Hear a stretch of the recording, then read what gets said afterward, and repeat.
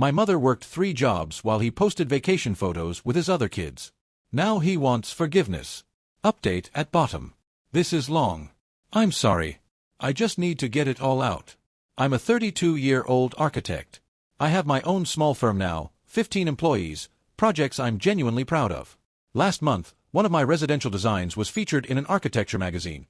A modern home I built for a family in the hills, all glass and natural wood and sustainable materials. I posted about it on my professional page because that's what you do when you're trying to build a reputation in this industry. 3 days later, I received a Facebook message from someone I didn't recognize. The profile picture was of an older man standing on a beach, smiling, looking like anyone's grandfather. The message was simple. I know you probably don't want to hear from me. I've been following your career for years now, and I'm so proud of what you've become. I know I have no right to say that. I know I have no right to anything. But I'm hoping, praying really, that it's not too late. I'd like to explain, if you'll let me. I'd like to apologize in person. I understand if you can't. But I had to try. Your father. I stared at that message for 45 minutes. Then I closed my laptop, walked to my balcony, and watched the city lights until 3 a.m., trying to figure out why my hands wouldn't stop shaking. The abandonment. I was 7 years old when my father left. I don't remember the actual morning, not clearly. Trauma does strange things to memory. It blurs some details while sharpening others into weapons that cut you for decades. What I remember is this: going to sleep in a house with 2 parents and waking up in one with only one. My mother tried to explain. She was crying, I remember that. She kept touching my face like she was making sure I was still there, still real. She said Daddy had to go away for a while. She said he loved me very much. She said he would call soon. He never called. No letter. No birthday card. No explanation addressed to a confused 7-year-old who kept asking when Daddy was coming home. Just absence. A void where a father should have been. For weeks, I would hear a car door close outside and run to the window, certain it was him. I would answer the phone with breathless hope, only to feel that hope curdle into something heavier each time it wasn't his voice. I used to leave my bedroom door open at night so I could hear if he came home late. Surely he would come check on me first thing. Surely he would sit on the edge of my bed and tell me he was sorry, tell me it was all a mistake. He never came. Eventually, I stopped running to the window. Stopped hoping the phone was for me. Started closing my bedroom door. My mother. God, my mother. She was 29 years old with a 7-year-old son and no money. My father hadn't just left emotionally, he'd left financially. Took what little they had and disappeared, leaving her with rent due and a child to feed. She got a job at a grocery store during the day. She cleaned offices at night. On weekends, she did alterations for a dry cleaner who paid her cash under the table. I remember sitting in the back of that dry cleaning shop, doing my homework surrounded by other people's clothes, the smell of chemicals becoming the scent of my childhood. She never complained. Not once. Not to me, anyway. She would come home at midnight, exhausted beyond description, and still ask about my day. Still check my homework. Still kiss my forehead and tell me she loved me before collapsing into a sleep so deep it scared me sometimes. I learned young that love wasn't about being present when it was convenient. Love was about staying when everything in you wanted to run. My father didn't love me. That was the conclusion I reached somewhere around age 10. The alternative, that he loved me but left anyway, was somehow worse, so I settled on the simpler explanation. He didn't love me. He was incapable of it. Something was broken in him, and that's why he left. I built my childhood around that belief. The aftermath. Anger is a strange fuel. It burns hot at first, chaotic and destructive, and you think it will consume you. But if you learn to control it, to direct it, it becomes something else entirely. It becomes propulsion. I was an angry teenager. I got into fights. I talked back to teachers. I broke things, walls, furniture, my own knuckles punching pillars when the rage had nowhere else to go. My mother weathered it all with patience I didn't deserve, never once telling me I was becoming like him, though I'm sure she thought it sometimes. At 16, something shifted. I don't know what triggered it. Maybe it was seeing my mother cry after a double shift, so tired she couldn't even make it to her bedroom. Maybe it was a teacher who saw something in me and refused to let me waste it. Maybe I just got tired of being angry. I decided I would become someone. Not for my father, I refused to give him that power, but in spite of him. Every A I earned was a rejection of his absence. Every scholarship, every opportunity, every door I pried open through sheer determination was proof that I didn't need him. That I never had. I got into a good university. Studied architecture because I loved the idea of building things that lasted, things that sheltered people, things that stayed standing. I graduated with honors. Got a job at a prestigious firm. Worked 80-hour weeks until they noticed me, promoted me, gave me my own projects. I started my own firm at 29. It was terrifying and exhilarating and everything I'd ever worked for. My mother came to my office opening and cried, happy tears, finally. She stood in the lobby with my name on the wall behind her and said, "You did it, baby. You really did it." I didn't think about my father during those years. Not consciously. But he was there, in every late night, every rejection I powered through, every moment I refused to quit. He was the ghost I was running from and the standard I was determined to exceed. I would be successful. I would be present. I would be everything he wasn't. And then he found me on Facebook. The investigation. I didn't respond to his message for 2 weeks. During that time, I did something I'd avoided for 25 years. I looked him up. It wasn't hard. He hadn't hidden himself. Why would he? He hadn't committed a crime, not a legal one, anyway. He had simply made a choice. And apparently, the life he'd chosen instead of us was very much public. He had another family. I found them through his Facebook profile, the same one he'd messaged me from. His cover photo was a family portrait. Him, a woman about 10 years younger than my mother would be, and 2 children. Adults now, of course. His other son looked to be around my age, maybe a year or 2 younger. His daughter was perhaps 25. He was a father. Just not to me. He had the capacity for it. He just chose to use it on someone else. I scrolled through years of photos with a detached horror of watching a car crash in slow motion. Birthday parties. Christmas mornings. Graduation ceremonies. High school, then college. His other son in a cap and gown, my father's arm around his shoulders, beaming with pride. His daughter's wedding, my father walking her down the aisle, tears on his cheeks. He walked her down the aisle. I had to close my laptop at that point. My hands were shaking again, that same tremor from the night I first saw his message. But this was different. This wasn't confusion or shock. This was fury so pure it felt like ice in my veins. He wasn't broken. There was nothing wrong with him that prevented him from being a father. He had been a father, a present, engaged, loving father, for over 2 decades. He just hadn't been one to me. My mother worked herself to exhaustion so I could have what he should have provided. And he was posting vacation photos with his other kids. Disney World. Beach trips. Ski vacations. I saw photos of birthday cakes with candles, of Christmas trees surrounded by gifts, of a man who was there for every moment that mattered. I thought about my mother sewing buttons at midnight to earn an extra $40 a week. I thought about the birthday where I turned 9 and she couldn't afford a cake, so she made pancakes and put candles in those instead. I thought about every school play she missed because she was working, and I never blamed her because I knew she had no choice. He had a choice. He could have sent money. He could have called. He could have done the bare minimum to acknowledge that I existed. But he chose not to. He chose to start fresh, to pretend his first life, our life, had never happened. And now he wanted to explain. My mother. I didn't tell her about the message at first. She had enough to deal with. The cancer came back 8 months ago. It had been in remission for 3 years, and we'd started to believe, stupidly, hopefully, that we were in the clear. But cancer doesn't care about hope. It came back aggressive and spread quickly, and now she was dying. She was dying, and I was scrolling through photos of my father's other life, and the universe seemed particularly cruel that week. I told her eventually. I had to. She noticed something was wrong. Even sick, even exhausted from treatment, she noticed when her son was struggling. That's the kind of mother she was. The kind of mother he left behind. He found you, she said when I finished explaining. She was lying in her hospital bed, smaller than I'd ever seen her, but her eyes were sharp. She'd never been one for self-pity. He wants to meet, I said. He wants to apologize. And what do you want? I didn't have an answer. She reached for my hand, her grip weaker than it used to be, her fingers thin and cold. I'm going to tell you something, and I need you to hear it. Not for him. For you. Mom. Don't carry this anger into your future. Her voice was firm despite its frailty. I've watched you carry it your whole life. It's made you strong, but it's also made you hard in places you shouldn't be. You're 32 years old. You're successful. You're everything I prayed you'd become. But you're alone. And I think, she paused, gathering strength, I think part of that is because you've never let yourself trust anyone the way you trusted him before he left. I trust you. I'm your mother. That's different. She squeezed my hand. Meet him. Hear what he has to say.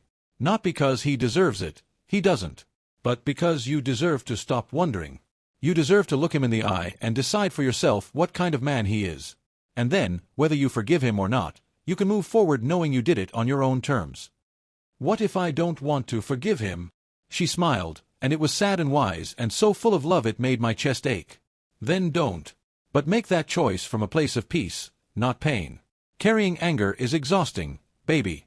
I know, I carried my own for a long time. I don't want that for you. Especially after I'm gone. She was dying. She was dying, and she was worried about me. I don't know if I can, I admitted. I know. She closed her eyes, tired from even this short conversation. But I think you should try. Update 1. The meeting. I agreed to 1 coffee. I chose the location, a quiet cafe near my office, somewhere public but not crowded. I wanted witnesses but not an audience. I arrived 15 minutes early because I needed to sit with my back to the wall, needed to see him coming, needed to feel some semblance of control in a situation that felt entirely out of my hands. He was late by 2 minutes. I know because I watched the clock, counting each second like a sentence. He looked old. That was my first thought. He was 63 now, and he looked it. Gray hair, lined face, a slight stoop to his shoulders that hadn't been there in the fragmented memories I still carried. He paused in the doorway, scanning the room, and when his eyes found me, I watched his expression crumble and reform into something I couldn't read. He walked toward me slowly, like he was approaching something fragile. Maybe he was. "Thank you for agreeing to see me," he said as he sat down. His voice was rougher than I remembered, eroded by decades of a life I knew nothing about. "I wasn't sure you would. I almost didn't." He nodded, accepting that. "I understand." The waitress came. He ordered coffee, black. I already had mine. I'd been drinking it to give my hand something to do. When she left, silence stretched between us, filled with 25 years of nothing. "I don't know where to start," he said finally. "How about with why you left?" The words came out sharper than I intended, but I didn't apologize. He closed his eyes, and when he opened them, they were wet. "I was young. I was overwhelmed. I was selfish and scared, and I made terrible choices. Terrible, unforgivable choices. You made them for 25 years. He flinched like I'd struck him. "Yes. You could have called. You could have sent a letter. You could have sent money to help my mother, who was working 3 jobs to keep us afloat while you were—" I stopped, breathed. "While you were taking your other kids to Disney World." He cried in that coffee shop. Real tears. And I felt nothing. Is that strength or damage? I can't tell anymore. "There's nothing I can say that will make it better," he said, wiping his face with a napkin. "I know that. I'm not asking you to understand because there's nothing to understand. I failed you. I abandoned you. I was a coward and a terrible father and His voice broke. "I missed your entire life because I was too ashamed to face what I'd done." "You weren't too ashamed to be a father to them." "No." He looked down at his coffee, untouched. "I wasn't. I told myself that I would do it right the second time. That I would be the father I should have been. Like that somehow made up for what I did to you." He shook his head. "It didn't. It doesn't. I know that. I've always known that." "Then why didn't you come back?" "Because by the time I realized what I'd done, really realized, years had passed. And then more years. And I told myself you were better off without me. That reaching out would only hurt you more. That you'd moved on." He finally looked at me, and his eyes were red-rimmed and devastated. "But I saw your name in that magazine, and I saw what you've become, and I couldn't die without telling you how sorry I am." "Die?" I noticed then what I hadn't before, the pallor of his skin, the way his clothes hung loose on his frame, the tremor in his hands that matched my own. "Are you sick?" "Parkinson's," he said quietly. "Early stages. I've got years left, probably." But it made me think about things I'd been avoiding. Of course he was dying too. Everyone was dying, and now this man who had been nothing to me for 25 years wanted to make peace before he went. "I'm not asking for your forgiveness," he continued when I didn't respond. "I have no right to ask for that. I'm not asking to be part of your life. I needed you to know that not a day has gone by that I haven't thought about you. Not a day that I haven't regretted what I did. And I'm sorry. I'm so sorry." I sat there, watching this stranger cry over a coffee neither of us was drinking, and I tried to feel something. Anything. But there was just emptiness. A hollow space where something should be. "I need to think," I finally said, standing up. He looked up at me, desperate and resigned all at once. "Of course. Take all the time you need." I left without looking back. Update 2. The aftermath of the meeting.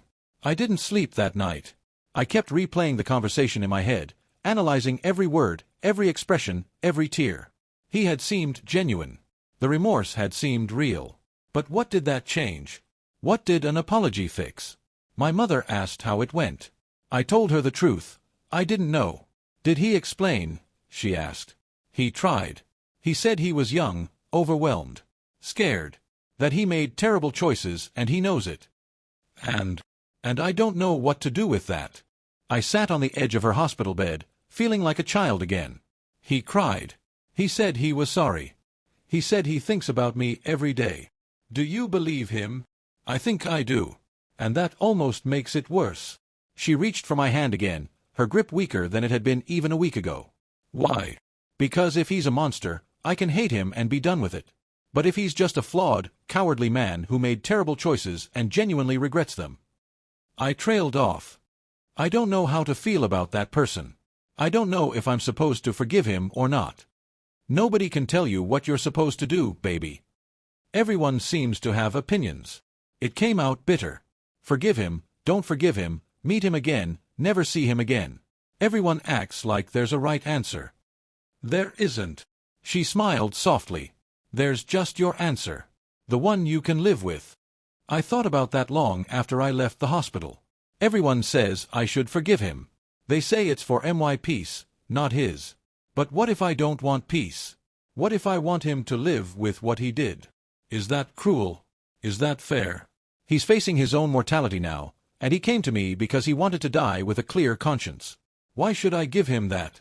Why should I absolve him of 25 years of absence just because he's sorry now? But then I think about my mother, dying in that hospital bed, asking me not to carry this anger into my future. And I don't know anymore. Update 3. What I've learned about myself. I built my entire identity on being the man he wasn't. What happens to me if I let him back in? Who am I without that anger? That question has been echoing in my head for days now. I've been seeing a therapist, something I started a few years ago, before any of this happened. I told her about my father's message, about the meeting, about my mother's request. She asked me what I was afraid of. "Forgiving him," I said. "Why does forgiveness scare you?" I thought about it for a long time before answering. Because anger has been useful. It's been fuel. Everything I've accomplished, every obstacle I've overcome, I did it because I was determined to prove him wrong. To prove I didn't need him. To be everything he wasn't. And if you forgive him, then what was it all for? The words came out broken. If I can just let it go, then it means it didn't matter. All that pain, all those years of struggling, if I can forgive him, then maybe I was making a bigger deal out of it than it was. Is that what you believe? No. I shook my head. No, I know it was real. I know what he did was wrong. But forgiving him feels like saying it's okay. Like giving him permission to stop feeling guilty. Forgiveness isn't about the other person, she said gently. It's about releasing your own burden. You can acknowledge that what he did was wrong, that it hurt you deeply, that it shaped your entire life, and still choose to stop carrying it. I don't know if I can. That's okay. You don't have to decide today. But here's the thing, my mother is dying. She might not have many days left for me to figure this out. And I keep hearing her voice in my head, don't carry this anger into your future. What if I can't forgive him in time? What if she dies and I'm still stuck in this limbo, unable to move forward or backward? Update 4. His other children. I did something last week that I'm not sure was healthy. I reached out to his other son, my half-brother, I suppose. I found him through Facebook. He's 30, works in finance, lives about 2 hours from here. He looks like our father, the same jawline, the same build. Looking at him felt like looking at an alternate version of myself, one raised in a different reality. I sent him a message, I'm your half-brother. I think we should talk. He responded within an hour. He already knew about me. Our father had told his second family about his first one. Not in detail, but they knew he had a son from before. A son he'd left behind. We met at a bar, neutral territory. He was nervous. I could see it in the way he kept fiddling with his drink. But he was also curious. Maybe even sympathetic. He never talked about you much, my half-brother said. But he had a photo of you. When you were little. He kept it in his desk drawer. I didn't know how to feel about that. A photo hidden in a drawer. Was that guilt? Nostalgia? Just something he forgot to throw away?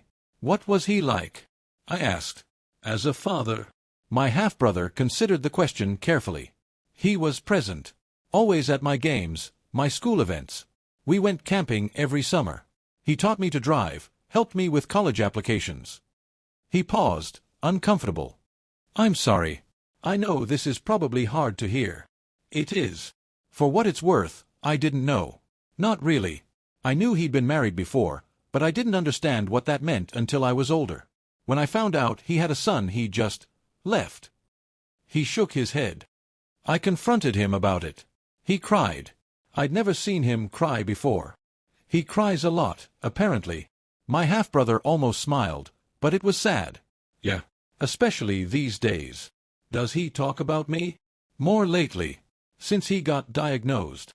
He looked at me directly. I think he wants to make things right. I know that doesn't fix anything. But I think his regret is genuine. That's what everyone keeps telling me. And you don't believe them? I believe the regret is real. I just don't know what I'm supposed to do with it. We talked for 2 hours. He's a good person, this half-brother of mine. He didn't try to defend our father. He didn't try to convince me to forgive him. He just listened. Shared what he knew. Let me ask the questions I'd been too afraid to ask anyone else.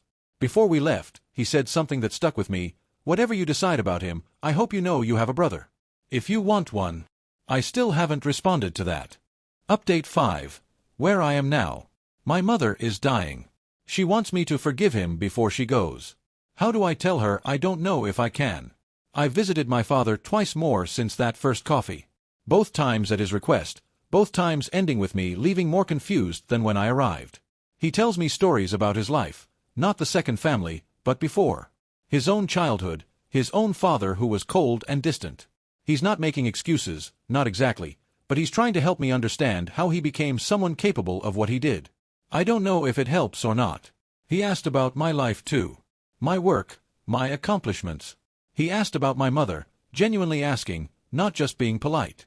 When I told him she was dying, he broke down. Apologized again for what he put her through. Asked if there was anything he could do. There isn't, of course. There's nothing anyone can do. But here's where I'm stuck. I look at this man, this old, sick, genuinely remorseful man, and I can see that he's changed. He's not the same person who walked out on a 7-year-old without a word. 25 years of living with that guilt has worn him down, reshaped him into someone who seems to genuinely understand the magnitude of what he did. But he was also a father. Just not to me. He had the capacity for it. He just chose to use it on someone else. He didn't have to abandon me to build that second life. He chose to. Every day for 25 years, he chose not to reach out, not to call, not to send a single birthday card. Every Disney trip, every graduation, every bedtime story was a choice he made while knowing I existed somewhere without him. The apology seems real. The remorse seems genuine. But 25 years can't be undone with one conversation. Or 2. Or 20. So here's my question to you, Reddit. Do people really change? Is the man sitting across from me in that cafe the same man who walked out without saying goodbye? Or has he genuinely become someone different? Is forgiveness for him or for me? If I forgive him, am I releasing my own burden or just giving him permission to die in peace?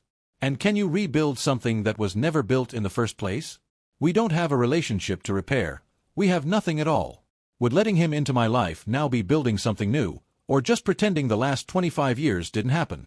I'm 32 years old. I've spent most of my life defined by his absence. I've become someone successful, someone capable, someone who doesn't need him. But I've also become someone hard. Someone who struggles to trust.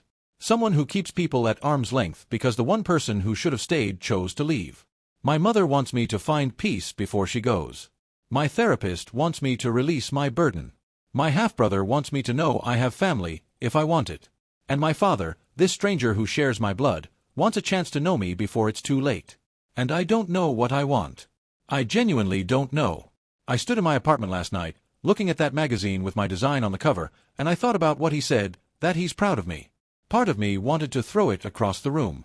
What right does he have to be proud? He didn't earn that. He wasn't there for any of it. But another part of me, a small, quiet part one tried to ignore, felt something I didn't expect. Not forgiveness, exactly. But maybe an opening. A crack in the wall I've built. Is that weakness or growth? I still can't tell. My mother is dying. My father is dying. And I'm stuck between them, trying to figure out how to feel about a man I've hated for 25 years who turned out to be more complicated than the monster I made him. I don't have an ending to this story yet. I don't know if I'll forgive him. I don't know if I'll let him into my life. I don't know if I'll ever call him Dad, or if I'll walk away and never see him again. What I know is this: he made a choice to leave. Every day, he made a choice not to come back. And now I have to make my own choice, not about him, but about who I want to be. I just don't know what that choice is yet. TLDR, my father abandoned me when I was 7, started a new family, was a present father to his other kids for 25 years, and now wants back into my life. He seems genuinely remorseful. My mother is dying and wants me to forgive him. I don't know if I can, or if I even want to. Looking for perspective. Here's what I still don't know: whether forgiving him would be growth or surrender. He was a father. Just not to me. He had the capacity for it. He just chose to use it on someone else. That's the part one can't get past. If he'd been broken, incapable of love, incapable of presence, I could almost understand. But he walked his daughter down the aisle. He taught his other son to drive. He was at every game, every graduation, every birthday. He chose to be there for them. And he chose not to be there for me. My mother worked herself to exhaustion so I could have what he should have provided. And he was posting vacation photos with his other kids. Disney World. Beach trips. Ski vacations. While she was sewing buttons at midnight for $40 a week. He cried in that coffee shop. Real tears. And I felt nothing. Is that strength or damage? I can't tell anymore. Everyone says I should forgive him. They say it's for my peace, not his. But what if I don't want peace? What if I want him to live with what he did? My therapist says forgiveness isn't about the other person. It's about releasing your own burden. But I built my entire identity on being the man he wasn't. What happens to me if I let him back in? Who am I without that anger? Anger has been fuel. Every A I earned, every scholarship, every door I pried open, I did it to prove I didn't need him. To be everything he wasn't. If I forgive him, what was it all for? My mother is dying. She wants me to forgive him before she goes. How do I tell her I don't know if I can? Don't carry this anger into your future, she said. She's worried about me even now, even dying. That's the kind of mother she was. The kind he left behind. He's dying too. Parkinson's. He came to me because he wanted to die with a clear conscience. Why should I give him that? Why should I absolve 25 years of absence just because he's sorry now? But then I met my half-brother. Good person. Didn't defend our father. Just listened. Before we left, he said, "Whatever you decide about him, I hope you know you have a brother. If you want one." I still haven't responded to that. The apology seems real. The remorse seems genuine. But 25 years can't be undone with one conversation. Or 2. Or 20. Do people really change? Is the man in that cafe the same man who walked out without saying goodbye? Or has he genuinely become someone different? Can you rebuild something that was never built in the first place? We don't have a relationship to repair. We have nothing at all. I'm 32. Successful. Someone who doesn't need him. But also someone hard. Someone who struggles to trust. Someone who keeps people at arm's length because the one person who should have stayed chose to leave. He made a choice to leave. Every day for 25 years, he made a choice not to come back. And now I have to make my own choice, not about him, but about who I want to be. I just don't know what that choice is yet.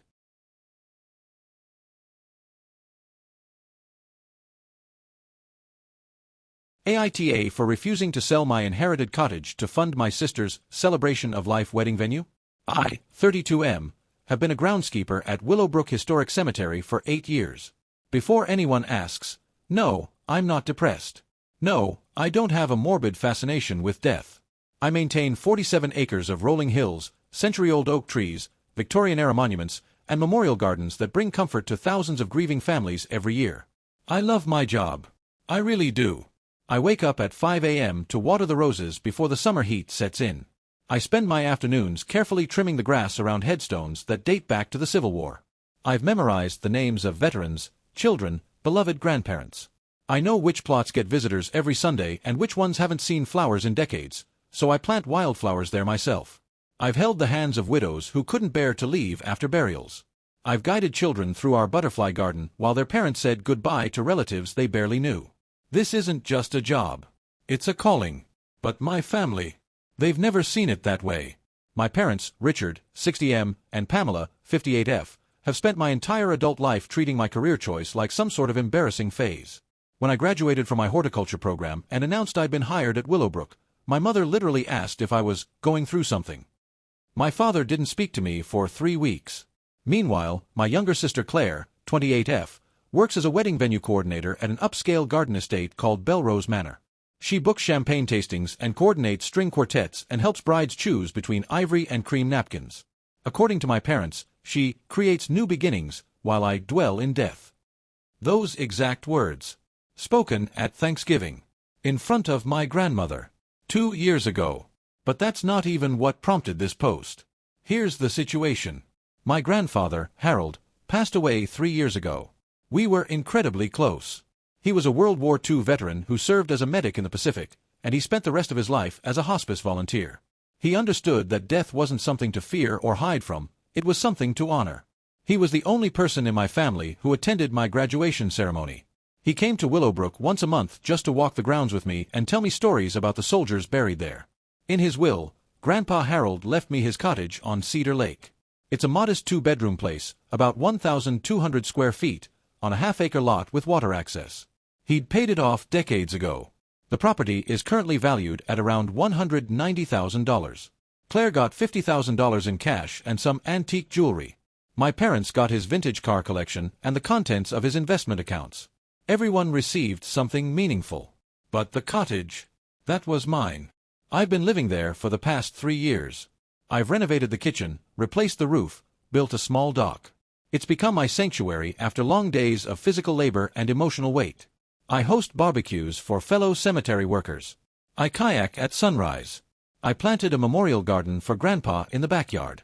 Last week, my parents invited me to Sunday dinner. I should have known something was wrong when my mother actually set a place for me at the table instead of telling me to grab something from the kitchen. They waited until after dessert. Marcus, my father began, using his serious business voice, we need to discuss something as a family. Claire was sitting across from me with her fiancé, Derek, 29M, who works in pharmaceutical sales and owns 3 different pairs of boat shoes. She wouldn't meet my eyes. Claire has found the perfect venue for her wedding, my mother said, practically glowing. Belrose Manor has an opening in September for their grand garden package. That's great, I said carefully. Congratulations. The package is $150,000, my father continued. And while Derek's family has generously offered to contribute $55,000, that still leaves a significant gap. I felt the familiar weight settling in my chest. I knew where this was going. We've already committed our savings to help, my mother added. But Claire deserves the wedding of her dreams. She's worked so hard, coordinating all those beautiful celebrations for others. It's finally her turn. What does this have to do with me? I asked, though I already knew. Claire finally looked up. Mark, I was hoping that you might consider selling Grandpa's cottage. Even just the land. The property is worth at least $190,000, and if you sold it and gave me $95,000, you'd still have half for yourself. You could rent an apartment closer to work. It would be more practical anyway. I sat there in silence. Think about it, my father said. That cottage is just sitting there, tied up in one person's use. Claire is building a life, a future, a family. And what am I building? I asked quietly. My mother reached across the table and patted my hand like I was a confused child. Sweetheart, we know your job is important to someone. But Claire celebrates life. She brings joy. You work in a cemetery, dear. You spend your days surrounded by death. Wouldn't you rather contribute to something happy? She celebrates life while you dwell on death, my father added, like he was reading from a prepared script. This is a chance to be part of something meaningful. I stared at them. At Claire, who was studying her engagement ring. At Derek, who was scrolling his phone under the table. At my parents, who had never once asked about the family I'd helped bury that morning, a young mother of 2 who died in a car accident. I'd spent an hour making sure her grave was surrounded by white lilies because her husband mentioned they were her favorite. "No," I said. "No." My mother's voice cracked. "Grandpa left me that cottage because he wanted me to have it. It's not a piggy bank. It's not a down payment on Claire's party. It's my home." My father's face reddened. This is exactly the kind of selfish attitude I'd expect from someone who works with the dead. No understanding of family. No sense of generosity. "I donate 15% of my salary to the cemetery's indigent burial fund," I said quietly. "I spent my vacation last year rebuilding the Veterans Memorial section. I've never asked any of you for anything." "Because you have nothing we want," Claire said suddenly, her voice sharp. "You have no ambition, no future, just graves and gardens. Grandpa felt sorry for you. That's why he gave you the cottage.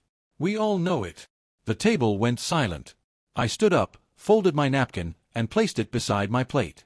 "Thank you for dinner," I said. "I won't be selling the cottage." I drove home to Cedar Lake, parked in the driveway, and sat on the dock until the stars came out. I tried to remember Grandpa's voice, telling me about the men he'd watched die in field hospitals, about how holding someone's hand at the end was a privilege most people never understood. "Caring for the dead is holy work," he used to say. "Don't let anyone tell you different." I'm not asking if I'm the asshole. I know I'm not. I guess I'm just asking, does anyone else feel like their family sees them as less than because they chose a different path? Because they work with endings instead of beginnings? I maintain a peaceful memorial space for grieving families every day. I help people say goodbye to the people they love most. And my own family treats me like I'm some kind of ghoul for doing it. Sorry for the long post. I just needed to get this out. Edit. Thank you all so much for the overwhelming support. I've read every comment, and I'm genuinely moved. Several people suggested I look through Grandpa's old papers to see if there's anything that might explain why he left me the cottage specifically. I'm going up to the attic this weekend to go through his boxes. I'll update if I find anything. Update 1. I found something. I didn't expect to be updating so soon, but something happened that I need to share. After my original post, dozens of you suggested I look through my grandfather's belongings for anything that might explain his decision to leave me the cottage. Several people pointed out that estate attorneys sometimes receive letters explaining bequest reasoning, and that Grandpa might have left documentation of his wishes. I spent Saturday morning in the cottage attic, going through the boxes I'd moved there after Grandpa's passing. Most of it was typical stuff: old photographs, military records, discharge papers, letters from my grandmother before she passed in 2008. Beautiful, nostalgic items that made me miss him terribly. Then I found his journals. My grandfather kept a diary from 1962 until 2 weeks before his death. Dozens of leather-bound books filled with his careful handwriting. I'd seen them before but never felt comfortable reading them. They seemed too private, too intimate. But given everything that happened, I decided to look through the final volume. I found the entry I was looking for dated 8 months before he died. He'd titled it, "On the Matter of My Estate." I'm going to transcribe the relevant section here, because it changed everything. April 12th. Spoke with Patterson, his attorney, today about finalizing my will. He asked me to explain my reasoning for certain bequests, in case anyone contests. I told him the truth, that I've thought about this carefully for many years. Marcus will receive the cottage. I know Richard and Pamela will be angry. I know they believe Claire is the favored one, the successful one, because she works with weddings and flowers and beginnings. They think my grandson chose the wrong path, that there's something strange about a young man who tends to graves. They don't understand. They never will. Marcus is the only one in this family who understands what I learned in those field hospitals 70 years ago, that caring for the dead teaches you to honor life better than those who only celebrate it. Anyone can throw rice at a wedding. Anyone can clink champagne glasses and wish couples well. But to tend to the resting places of the departed? To ensure that a widow's husband is surrounded by flowers she can't afford? To know that every headstone represents someone who was loved, who lived, who mattered. That takes a soul that has looked death in the eye and found compassion instead of fear. I've watched Marcus grow into this work. I've seen him kneel beside graves and speak to the dead like they can hear him, and perhaps they can. I've watched him learn the names of the forgotten. I've watched him become the kind of man I always hoped he'd be, gentle, strong, and unafraid of endings. The cottage is a sanctuary. It's where I went when the nightmares came, when I could still hear the screams of boys I couldn't save. Marcus needs a sanctuary too. His work demands it. Claire will have her celebrations. She'll have her weddings and her future and her champagne toasts. But she hasn't learned yet that all beginnings contain endings, and all endings make way for new beginnings. Perhaps she never will. The cottage goes to Marcus because he understands what I could never teach the others, that honoring the dead is the highest form of honoring the living. If anyone asks, tell them that. I sat in the attic for a long time after reading that. My grandfather saw me. He understood what I do, why I do it, and why it matters. He didn't leave me the cottage out of pity. He left it to me because he recognized something in my work that my parents have never been able to see. I called my Aunt Martha, Grandpa's younger sister, who's in her mid-80s and lives in Arizona. I asked her if she knew about the journals. Of course I knew, she said. Harold told me what he wrote about you. He wanted to make sure someone would tell you if you ever doubted yourself. Why didn't you tell me sooner? Because you didn't need it sooner, sweetheart. You needed it now. I've made a decision. I'm going to read that entry aloud at the next family dinner. I've already asked my mother if I can host. I told her I wanted to clear the air about the cottage situation. She was thrilled, probably thinking I'd changed my mind. I haven't. But I think it's time my family heard Grandpa's words, in his own voice, about what my work actually means. I'll update after. Edit. Several people are asking if I'm nervous about the family dinner. Honestly, no. I'm at peace. Whatever happens, Grandpa's words have already changed everything for me. I finally understand that my worth isn't determined by my family's approval. But I still think they need to hear this, not for me, but for themselves. If they can't understand, that's okay. But they should at least be given the chance. Update 2. The family dinner. The family dinner happened 3 nights ago. I've been processing ever since. I spent all day Saturday preparing. I cleaned the cottage until it gleamed. I made Grandpa's famous pot roast recipe, the one he learned from his mother and taught me when I was 12. I set the table with his old china, the pieces with the blue flowers that he and Grandma used on their anniversary every year. When my parents arrived, my mother looked around like she was appraising the property for sale. It's quaint, she said, setting down a bottle of wine she'd brought. Smaller than I remembered. It's perfect for me, I said. Claire and Derek arrived 20 minutes late. Claire was wearing a new engagement ring upgrade. Apparently Derek had surprised her with a larger stone. She made sure to mention it 3 times during appetizers. We made small talk through the salad course. My father asked pointed questions about property taxes and waterfront regulations, clearly still angling toward the sale. My mother kept mentioning how expensive weddings were these days, how every family has to sacrifice for milestone events. I waited until we were finished eating. Before dessert, I said, standing up, I wanted to share something with everyone. I found Grandpa's journals while going through the attic. The table went quiet. He kept a diary for decades, I continued. And I found an entry where he explained why he left me this cottage. I think you all need to hear it. Marcus, my mother began, her voice carrying a warning. Please, I said. Just listen. I opened the journal to the page I'd bookmarked. I'd practiced reading it aloud a dozen times, but my hand still trembled slightly as I began. Marcus will receive the cottage, I read. I know Richard and Pamela will be angry. I read the entire entry. Every word. I kept my voice steady, even when I reached the parts about caring for the dead being holy work. Even when I described Grandpa's nightmares from the war. Even when I reached the final line, honoring the dead is the highest form of honoring the living. When I finished, the room was silent. I looked up. My mother was staring at her plate, her jaw tight. My father had pushed back from the table, arms crossed, face unreadable. Derek was examining his phone again. But Claire was crying. Not the delicate, pretty tears she usually produced for sympathy. These were real tears, the kind that come from somewhere deep and uncontrolled. Her makeup was running. Her shoulders were shaking. Claire, I said, setting down the journal. He's right, she whispered. What? My mother turned to her sharply. Grandpa's right. Claire wiped her face with her napkin, smearing mascara everywhere. I've been coordinating weddings for 5 years. 5 years of garden venues and floral arrangements and string quartets. And not once, did I ever think about where those gardens come from. Who maintains them? Who cares for them? She looked at me, and I saw something in her eyes I'd never seen before, recognition. Someone like you, Marcus. Someone like you plants those roses and trims those hedges and makes sure everything is beautiful. And I book the venue. I take the credit. I tell brides about new beginnings while standing in gardens that exist because someone quietly tends them every single day. Claire, sweetheart, my mother reached for her, but Claire pulled away. I called you a grave digger, Claire said to me, her voice breaking. I said Grandpa felt sorry for you. But he didn't, did he? He was proud of you. He understood something about your work that I never bothered to learn. Claire, do you know what I do when someone mentions that a wedding venue used to be a cemetery? I change the subject. I act like it's something shameful. But people used to bury their loved ones in gardens because they wanted them surrounded by beauty, by life. Death and life aren't opposites, are they? They're part of the same thing.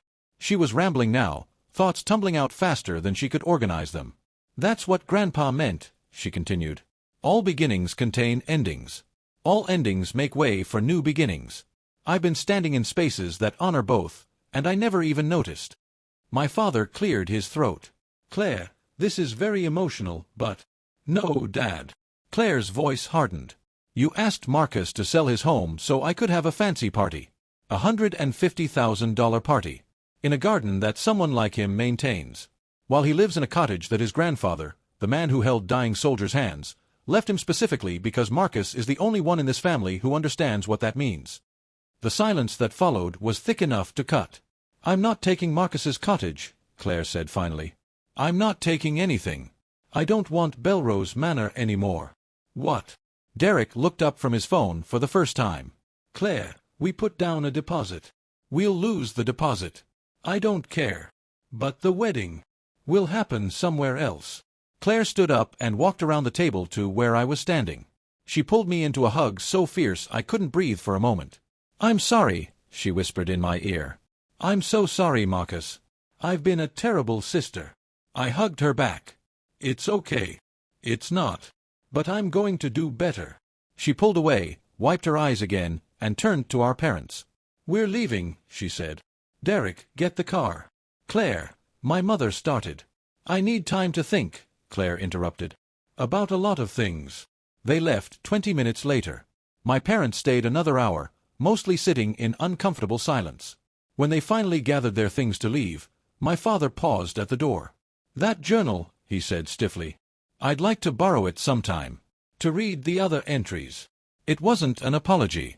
But it was something. I'll think about it, I said.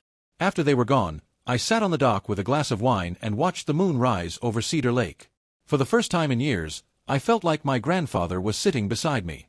Thank you, I said out loud, to the water, to the stars, to whatever part of him might still be listening. I'll update again when there's more to share. Final update. 5 months later. It's been 5 months since the family dinner that changed everything. I've been waiting to post this final update until I had the full picture, and now I do. Where do I even begin? Let's start with Claire.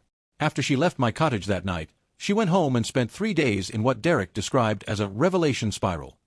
She called me 4 times during that period, asking questions I'd never expected her to ask. How did I choose cemetery work?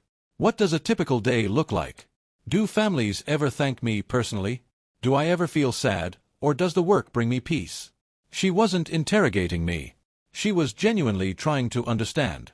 A week later, she canceled the Belrose Manor booking entirely. She lost the $12,000 deposit. Derek's parents were furious. My parents were confused. But Claire was calm, more calm than I'd ever seen her. I don't want a performance, she told me over coffee. I want a ceremony. There's a difference. She started researching alternative venues. I offered suggestions, expecting her to choose something modest but still elegant, a small botanical garden, maybe, or a friend's backyard. I didn't expect what she actually chose. Claire booked her wedding at Riverside Public Garden, a community space that I volunteer at once a month.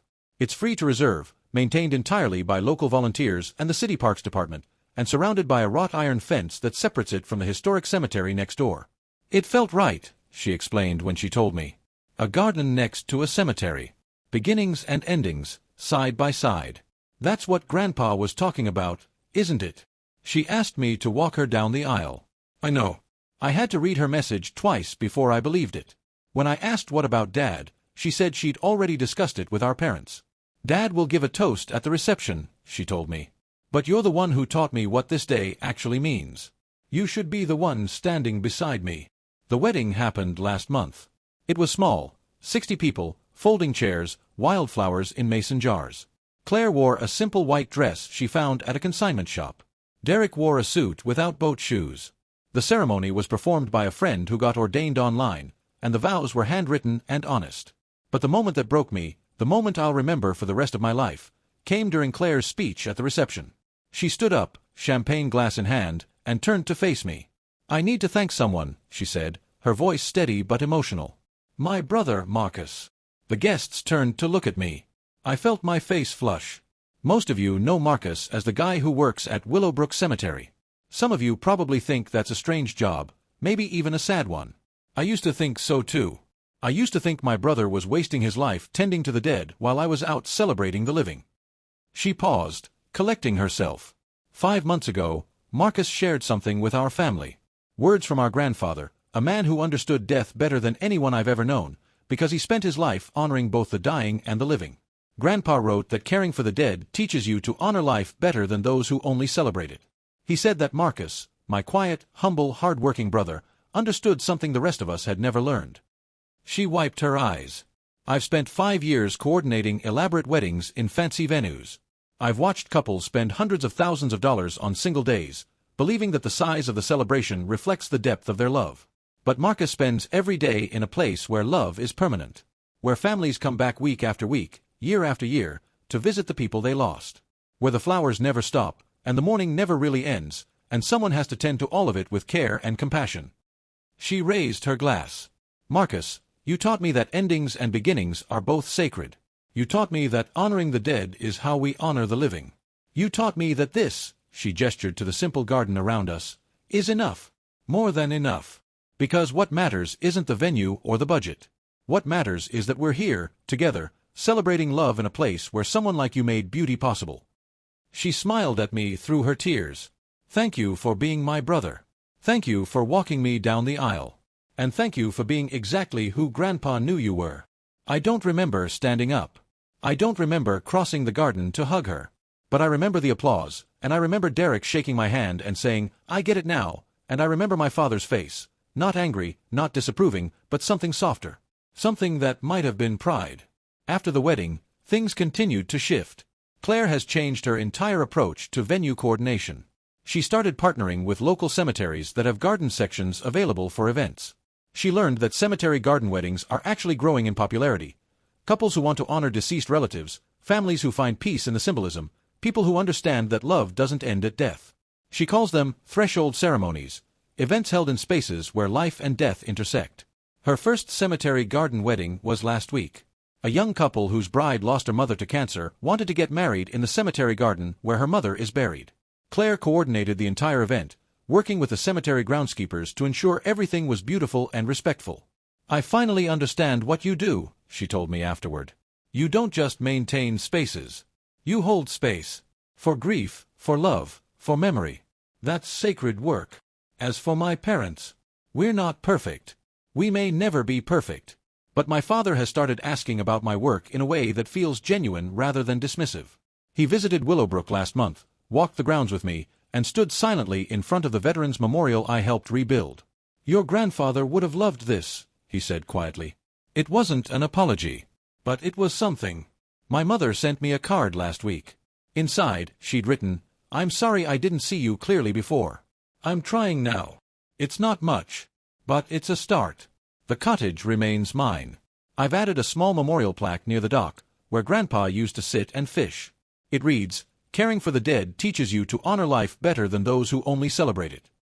I read it every morning before work. I started this journey feeling crushed and unseen. I felt like my family would never understand the value of what I do, that I'd always be the grave digger compared to my sister's celebration of life. But here's what I've learned. Sometimes the people who dismiss you aren't doing it out of cruelty. Sometimes they're doing it out of fear. Fear of death, fear of endings, fear of anything that reminds them that celebration is temporary but love is permanent. My grandfather knew this. He spent his final years trying to teach it to anyone who would listen. And in the end, his words reached the people who needed them most. I don't work with death. I work with love. Every headstone I tend represents someone who was cherished. Every flower I plant is a promise that they won't be forgotten. Every family I guide through their grief is a reminder that endings are not failures, they're passages. Claire gets that now. My parents are learning. And I finally know, beyond any doubt, that my work matters. Not because the world celebrates it, but because the people who've lost someone need it. Because the dead deserve to be honored. Because caring for endings is just another way of caring for beginnings. Grandpa was right. He was always right. Thank you all for following this journey with me. Thank you for the messages and the kindness and the support. Thank you for seeing me when my family couldn't. I'm going to tend my gardens now. Final edit. Since several people asked, yes, Claire's first cemetery garden wedding was a success, and she's already booked 3 more. She started a small consulting service specifically for threshold ceremonies, and is partnering with cemeteries and memorial gardens across the state. She told me last week that her new clients often ask about Willowbrook, and I've started giving private tours for couples who are considering the space for their own ceremonies. We're building something together now, honoring both endings and beginnings, just like Grandpa always wanted. It feels like healing. It feels like home.